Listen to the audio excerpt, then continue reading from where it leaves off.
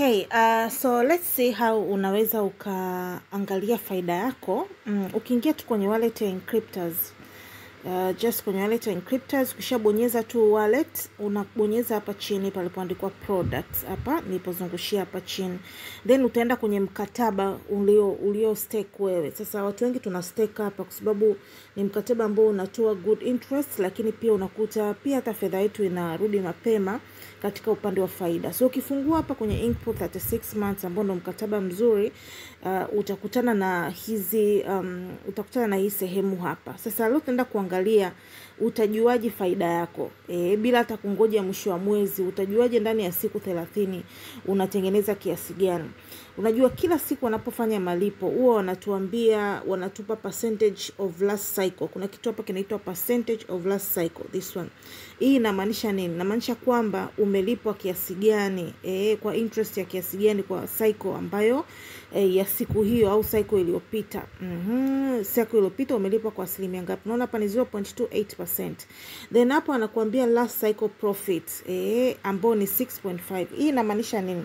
Hii ni gross profit. This one, it is gross. Inamaanisha kwamba hawajakata bado asilimia ile 25.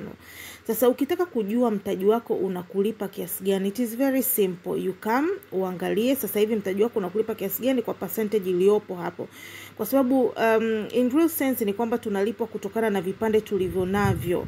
Ukitaka kupata exactly amount na correct amount ya malipo inatokana na vipande ulivyo navyo. Mfano kama hapo unaona kuna vipande 2322. Sasa hivi vipande 2322 vina produce profit kila siku ya inki 6.5. Hizi ni inki 6.5 na hizi ni gross.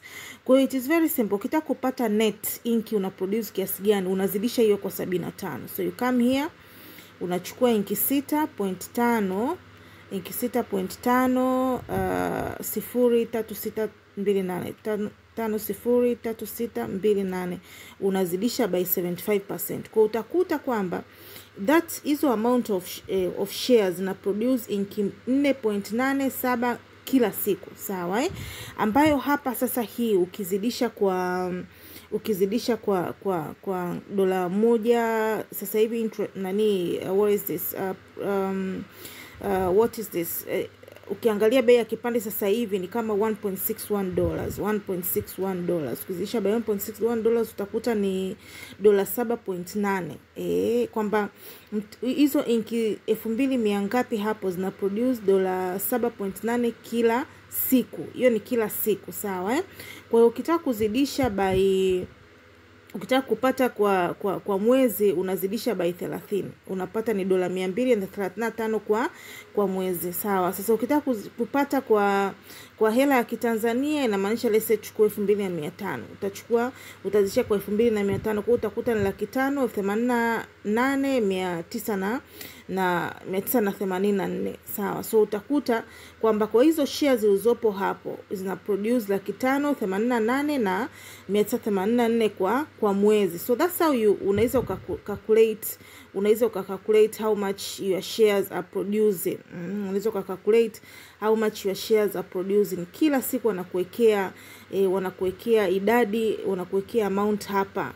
So you just take this, unazidisha by 75%, unapata net, so that you can get net, ukajua kabisa kwamba hela ambayo utapata mfukoni ni approximately kiasi gani. Kwa hiyo tofauti yake tu ni kwamba at the end of the month itategemea na bei ya kipande na bei ya dola wakati unafanya mauzo, lakini utapata na approximation kwamba kwa mwezi unatengeneza kiasi fulani unless uje uongeze capital. So hii itakusaidia kujitengenezea plan na goal kwamba mimi nataka niweze kuongeza mtaji wangu uweze kufika kiasi fulani uweze kunilipa this amount. I hope this video helps. Karibu.